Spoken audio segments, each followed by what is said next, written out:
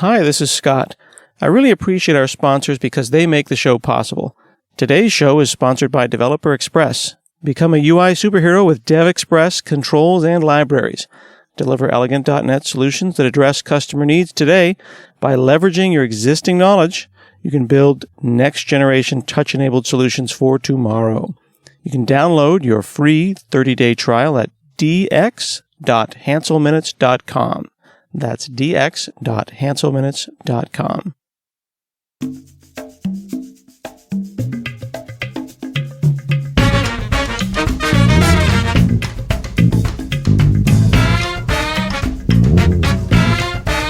From hanselminutes.com, it's Hansel Minutes, a weekly discussion with web developer and technologist Scott Hanselman. This is Lawrence Ryan announcing show number 535. In this episode, Scott talks with Andy Kitchen about machine learning with TensorFlow. Hi, this is Scott Hanselman. This is another episode of Hansel Minutes, and today we're talking with Andy Kitchen about TensorFlow. How's it going? Yeah, hey Scott. Thanks for having me. This is I'm really excited to talk to you about this actually. Yeah, this is great. So we met at OSCON, the open source conference, and what were you speaking on there? I was also speaking about machine learning, and the talk itself is made to be really accessible. So I try and explain machine learning, deep learning to everyone without a lot of mathematics and a lot of jargon. And of course, that's important if you want to do research, but if you want to find out more, get excited, get your hands dirty, I don't think that's necessarily what you need right away. Machine learning is like the buzzword right now. Like I can't open up The Verge or Ars Technica without something about machine learning. There's IBM's Watson, and everyone always says that Siri and Google, like everyone is doing machine learning. Microsoft is taking over the world with machine learning. And I think that most of us who are listening, and myself included, we only know how to say machine learning, and that's about as far as it goes. I think that luckily our intuition is actually strong when we talk about machine learning, and I think that's why we're happy to say the words. So ultimately, machine learning is the idea or the paradigm of getting a computer to become better at solving a problem as it gets more experience. And so It's a kind of artificial intelligence. It's a kind of AI. And most people think that to make AI really happen, to kind of make something that was smart like a person, a big part of that would be having it learn. Is that, okay, so as soon as we said machine learning, I started thinking to myself, is that the same as artificial intelligence, or is it a step or a component on the way to artificial intelligence?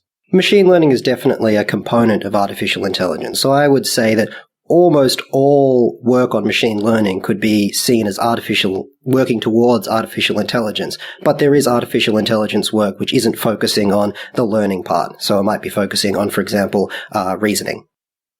Okay, but we're afraid of artificial intelligence because Skynet will kill us all. Should we be afraid of machine learning, or is it like the safe part of artificial intelligence? I think that in the future, artificial intelligence, machine learning will have a big impact on our society. I think all commentators do. There's a huge amount that people are saying, thinking about whether artificial intelligence will be good, will it be bad. I think that me personally, with these movements, for example, with OpenAI, the idea is to make these things open, make artificial intelligence open. And so I believe that more openness will mean that it'll be more safe. So I think that we should all get involved and have a go, because the more people there are in the world who understand it, I believe the less dangerous it could be, if there is any risk at all. Okay, so that makes sense, because you wanted the title of this episode to be TensorFlow for everyone, or for all. Yes. So this isn't one of those secret things that you need a PhD to do. That's correct. And I think that's the really exciting part now. We're just moving into a time where if you can access the internet and you can do a bit of Python, there are great libraries, great tools, great tutorials that can get you going in an afternoon. But now machine learning is related to or in the family of the much more threatening sounding name, computational statistics. Machine learning is easy to say. Computational statistics sounds like it requires a PhD. Why is it that machine learning is for everyone? Well, I think just involving the word statistics makes people cringe and think of like pre-calculus. Yeah. So essentially, I think that there is a big difference between statistics and machine learning, which is a bit subtle, but I'll try and explain it as best I can, which is that statistics deals with noise. So you can kind of imagine, or uncertainty. So you're trying to measure some particular number, but you get lots of readings of it, and they're all a little bit different in a particular way. With machine learning, one is much, much more interested in what I would call structure, in patterns. So to make that example concrete, if you were trying to look at a picture of a cat, it's not that there's so much snow in the picture or so much film grain that you can't see it's a cat. The reason why computers have a hard time telling the difference between a dog and a cat is that the complex patterns which make up their whiskers and ears are actually give this kind of texture to the pixels, which until now was hard to pick up using computer programs.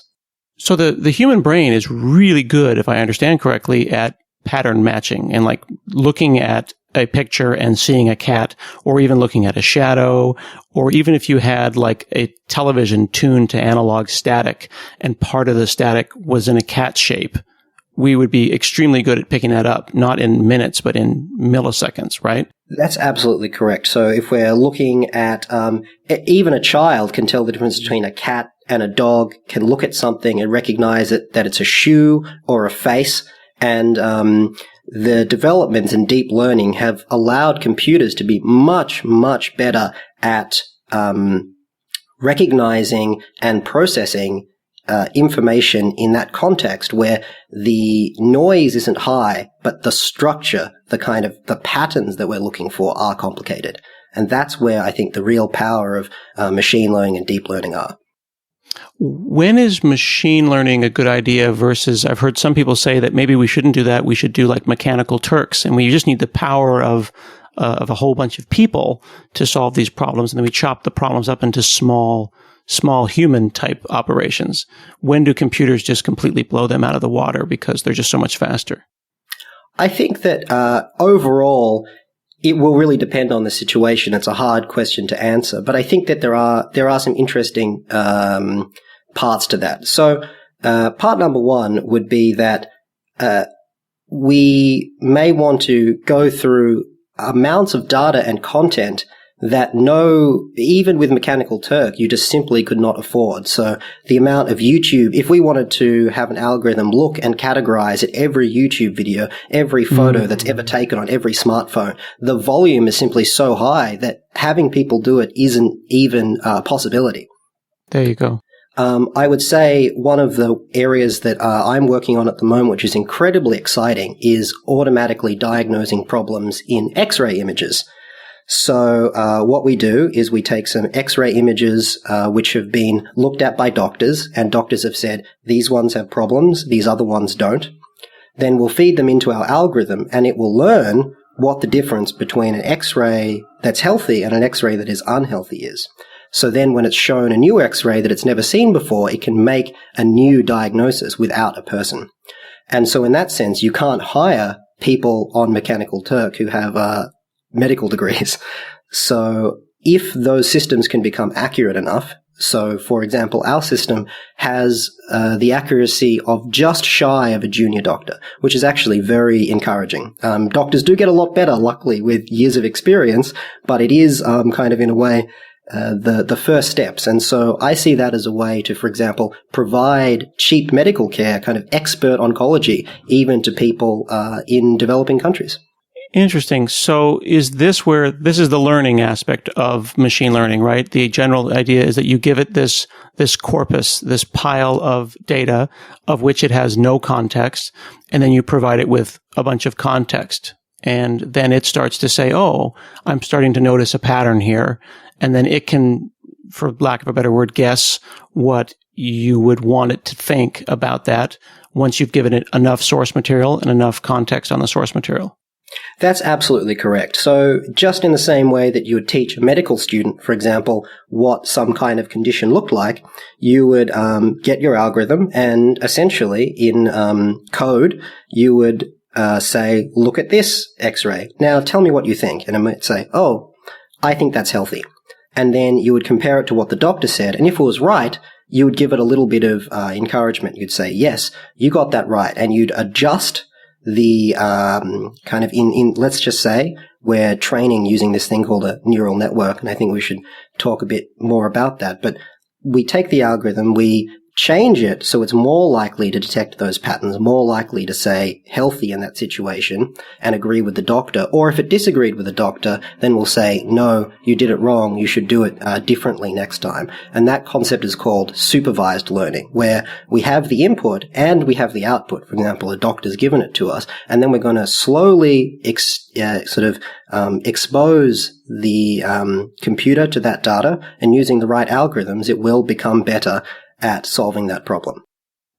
Okay, so machine learning is the family, and there are dozens and dozens of algorithms that you can apply to it that lean from supervised, unsupervised, semi-supervised. It's kind of like a slider bar of how much hand-holding do you want to give this machine in order to figure out how to think.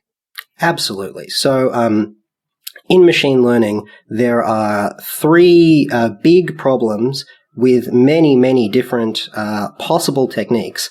But the three big problems that people are interested in are unsupervised learning, supervised learning, and reinforcement learning. So unsupervised learning is, I don't know the question, but I know there's structure, there's patterns in my data. And so this is hard to get right.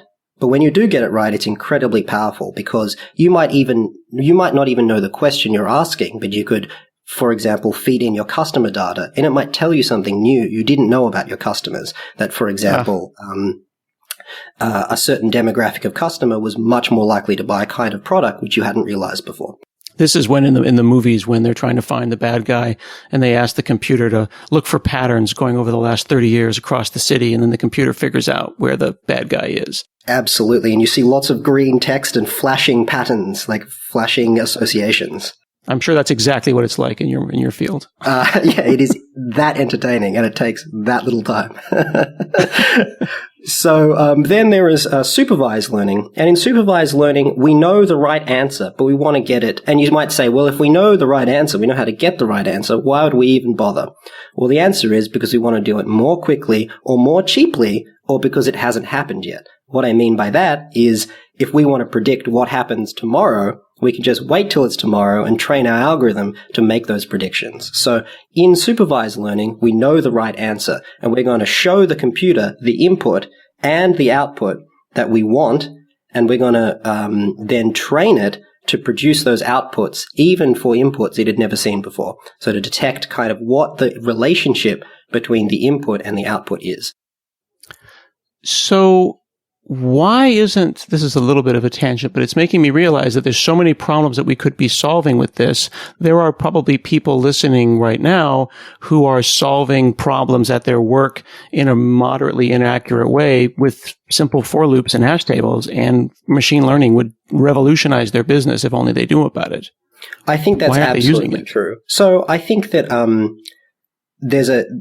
sometimes I feel like machine learning has the chance to become very soon a new paradigm of programming. So people will talk about object-oriented programming, functional programming, and then machine learning, because it will be such an indispensable part of solving problems. I think that now we expect so much of our products. We expect them to learn our habits, to make great recommendations, to gently notify us but not inundate us, and all those situations where you want to interact, say, with a customer or a client, but provide them experience which is customized, which is relevant. You're going to need to use machine learning. Interesting. So you feel that we're at the beginning of the hockey stick. This is going to be huge. I definitely think that it will become very, very, very broadly applied. Just like computers went from a niche thing which a few businesses might have to every single part of commerce now involves a computer in some way. I see that when we hit that hockey stick, simply every single product, application that people interact with will include machine learning in some way. And if you think about the amount of machine learning that goes on when you use to provide the news feed in Facebook, to provide your Google search, to provide your response suggestions in Gmail, you realize that there are very few products that you interact with today which don't have a machine learning component. So why is it suddenly this? Well, if it's got to be popular, why is it also now becoming accessible? And was it not accessible before some of these more recent tools have come out? I know that like Microsoft Azure has machine learning stuff. Google has machine learning libraries. We're going to talk about TensorFlow, which is an open source library for machine learning. Is it these open libraries that are now allowing the beginning of that up and to the right graph? I absolutely think that, like, with all huge economic changes, the sort of broad-based economic changes, it's coming from a number of different sources. So I would say that the content, the educational material is free online of an extremely high quality. The tools, as you just mentioned, TensorFlow being the one we'll talk about, and also offerings from Microsoft and Amazon, just to name a few. These tools are really, really good, and they simply didn't exist sort of 10 years ago. So the educational material, the tools, and then the incentives. So there were points where companies just wouldn't have even collected the data to enable machine learning, but now all companies are amassing huge amounts of data because they record every interaction they have with their customer, and they're looking at ways to improve their business using that data to bring value. And there's only so much manual analysis that can happen. And the other part of the only alternative then is to get computers to do it for you. Why would they give it away if it's such magic? If it's like if this is the greatest thing since sliced bread, why would they open source it? I think that there's a number of reasons for it. I would say, obviously, with Google, there's always one part of it is self-interest, another part of it is their general trying to make the world a better place. So the self-interested part is simply that machine learning right now doesn't run itself. You still need smart people to think about the problem, to apply the tools. So in a way, TensorFlow is a raw material. So the more people out there in the world who are great at TensorFlow, who improve TensorFlow, that is great for Google in terms of recruitment, in terms of mindshare. In terms of making the world a better place, I think that we're seeing now with the OpenAI project a lot of money going into trying to make sure that the raw material of artificial intelligence, the source code, the know-how, is open source and freely available, so it can't be controlled by sort of a select few or nefarious means. So I think there is a part where Google sees this as a contribution to making the world better. Okay, so let's talk about TensorFlow. It's open source, and you can get it at tensorflow.org. And it's pretty portable. It runs on GPUs. It even runs using graphics cards. It runs everywhere.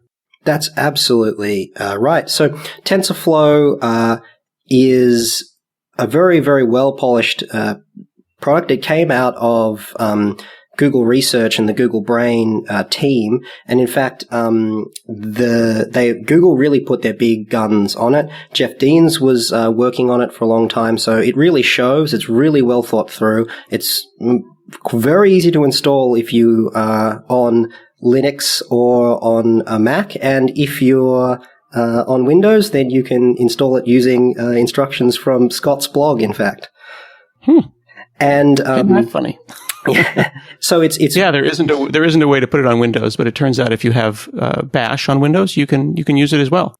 And so being well packaged, easy to install, good APIs with good documentation. The fact was that there were tools before TensorFlow, and there was a great effort on the part of many, many, many dedicated individuals, PhD students, enthusiasts to make them good, but they never really reached that same level of polish. So I think the one thing I think about TensorFlow as a machine learning tool, it's very polished and it's very easy to get started with because the documentation and tutorials are of a very high quality. Yeah, there's a bunch of tutorials. I know that there's one at learningtensorflow.com that'll walk you through how to set this up. It took me 15, 20 minutes to get started. It was not, of course, it's one of those things where it's like the game of Go, right? It's a minute to learn, a lifetime to master. But as far as setup, it's certainly not, it's certainly easier than SharePoint. I'll tell you that. Absolutely. So who is TensorFlow for? And I think it's for everyone. I think everyone can get started.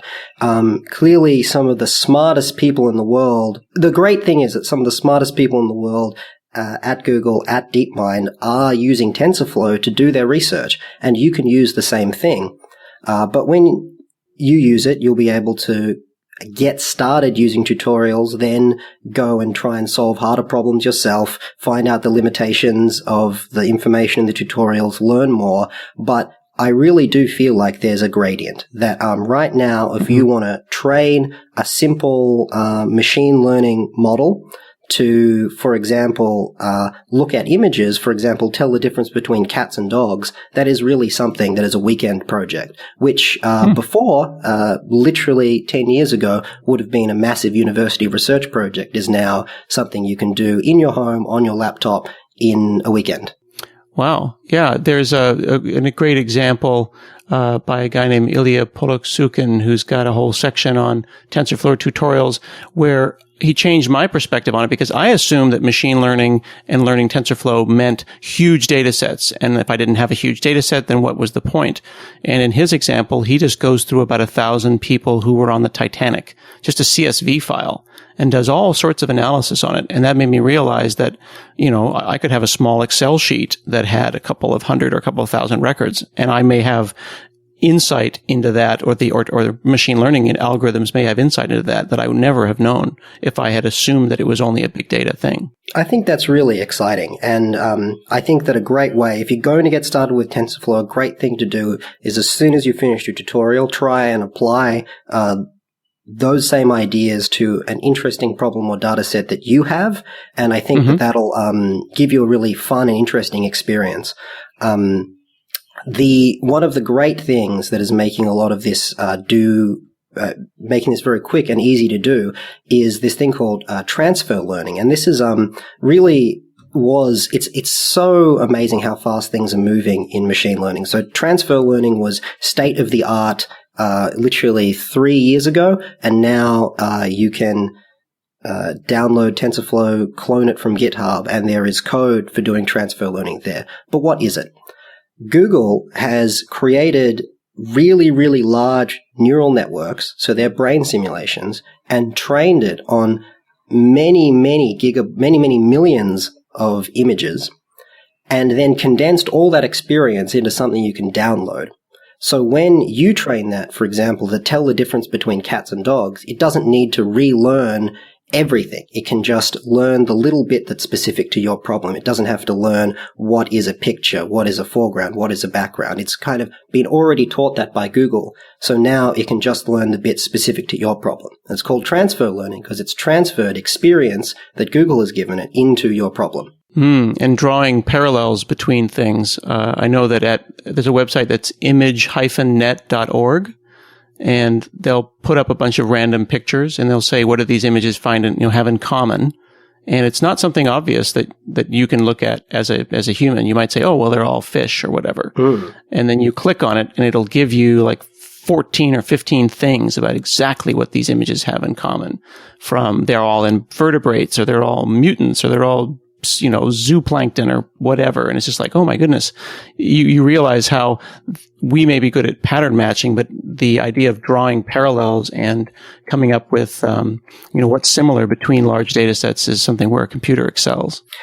Absolutely. And I think that some of the really exciting work that Geoffrey Hinton, who's now working at Google, was doing was trying to train these models not on very fine, very coarse-grained things like restaurant, dog, cat, barn, but very, very fine-grained things. So, for example, very specific kinds of plants, very specific breeds of dogs, very specific kinds of mushrooms. And I think that's where it gets really exciting. And back to medical care as another example, where we can condense the knowledge of experts. There might be only a few people in the world who can reliably identify the 10,000 different common mushrooms you would see around your house and say which one of them is edible or not. But you could condense all that expertise into an algorithm and then make it available to everyone in the world on their smartphone immediately. And I think that's really exciting, the condensing of expert knowledge. Yeah, that's really interesting. It makes you realize that there's a class of question that we ask our computer now, like, take me to the nearest Starbucks, or is the library closed?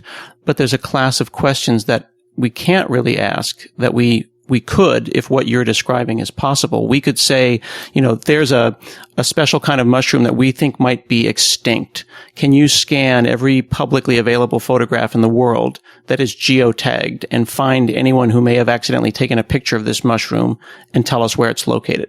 That's absolutely right. And that idea is incredibly exciting, that we could take expert knowledge and then stamp it out, kind of, replicate it thousands and thousands of times, into every smartphone or into huge banks of servers at Google. And I think that the exciting thing now, as we were talking about, is these reasonably what I call non-experiential problems. So in that sense, you look at a medical scan and you give a diagnosis, and then you look at the next scan and you don't really have, there's no dynamic environment. Things aren't moving or changing. You're just looking at one scan after the other, or the algorithm is. What DeepMind is working on right now, which is now a Google-owned company, and a lot of other very intelligent researchers, is this reinforcement learning problem. And the concept of that is there is a dynamic environment. The agent, we call it, which is the computer, can act and sense. So each time they act, the world will change and they'll sense something new, just like a person does when they open a door. They will then see what's on the other side of that door. And there is a reward. So, for example, I might get a reward when I go for a run and I feel fit and healthy, or I might get a reward when I write a piece of code that I'm really proud of. So what we want to do is give the computer rewards when it does something good. For example, getting me to where I needed to go on time, or making me a recommendation which I liked. And we want to train it in this way to act and sense in a way that will maximize its reward. And if that reward is ultimately good for people, like making them happy or taking care of them, then in a wide sense, if these machines are sophisticated enough, they will learn to help us. And I think that's a really exciting idea. Now, there is some talk about the idea of, there's some ethics concerns around when we teach these things, how the world works, that sometimes the ugly parts of the world can come out. Have you heard about these issues? Absolutely. And I think that there is an obvious possibility to use these systems in military applications, in very, I would say, unscrupulous profiteering applications. And ultimately, I think that there are many, many people who have talked about it in more detail and said it better. But ultimately, I think that we as a society have to decide how to use these things. And I think that's why it's very important that the power to use technology like this doesn't end up in the hands of the very few, the very greedy, or the very belligerent. It should end up in the hands of in some sense, the average citizen, the average programmer, the average, high school student, so that they can make sure that we're accountable, that they understand these things, and that they continue to question how they're being used. I think that's how we'll prevent them from being used in negative ways in society. Yeah, there was a really interesting Google image search recently when people searched for 3 black teenagers under images, and what they ended up getting was mugshots, mostly of young black men. But if you searched for 3 white teenagers, you would get happy clip art people. And the question then is Google racist? Is society racist? Is this representative of factual issues, or is this representative of, institutional racism that has been identified by the machine learning system and it's been discovered through looking at, at news articles? And how do we try to reflect reality without reflecting the nasty parts of reality? It's funny you had mentioned that, and I think that when you were explaining that situation to me, which is just awful, something had popped into my head, and I'm a technologist, and so I obviously think all the solutions in the world are through technology, but ultimately I think this is an example of not enough machine learning. Google does use machine learning to decide what search results it should show you, and clearly, based on the statistical patterns and the limited amount of data it has, that's the response it's returned. But ultimately, you could imagine every time, or if you did see that on the Google webpage, you could then open up a text box and chat to Google, just like you would chat to Siri or Cortana or Google Now, and say, hey, I really don't think that these research results are appropriate, and here's why, because, it is prejudiced. And that would then feed back into the system, and it could learn from that as well. So ultimately, I think that I see a lot of exciting avenues to try and control the negative impacts of technology by making it more empathetic, more sophisticated, more able to understand and learn from our intentions and our needs. And it's very interesting also that the search results have changed since the reporting of this story, and have actually changed for the worse, because there are so many news reports about this, which now has increased the number of pictures and screenshots. So we find that the zeitgeist changes from month to month. Just as you've been able to fool Google into returning search results by having people link to it, machine learning algorithms can be prejudiced in multiple ways depending on for lack of a better word, the ambient prejudice of the society around it. So I would say that to try and tie these threads together, I think that I see huge potential in machine learning in medical care, because computers can learn how to provide us with more accurate diagnoses, I should say, in education, because we can use algorithms to choose the questions that we ask to optimize the level of learning, to optimize for engagement. We can provide better services by making them more personalized, more accurate, and ultimately I see the interface, the user interface, fundamentally changing into the future as Cortana and Siri and Google Now become really the main way we interact with our computer. So I would say that it's a really great time to get started. It feels like we're on the ground floor of something, and there is a real energy to make it open and to make it accessible. So I think that we're in a surprising situation where something has gone sort of fast-tracked from being totally academic, totally esoteric, to download it and play with it in an afternoon. And that, I think, is incredibly exciting. And that's been enabled by TensorFlow. It's been enabled by Thano. It's been enabled by these amazing free books and tutorials out there. And that makes me incredibly excited. And I want you to go out and do some machine learning. That's really important to remember, the idea that we can do this, as you said, in an afternoon or in a weekend. So I would encourage people who are listening to go and explore and learn about TensorFlow and other machine learning offerings that are open and available. And thanks so much, Andy Kitchen, for chatting with me today. Thank you, Scott. This has been another episode of Hansel Minutes, and we'll see you again next week.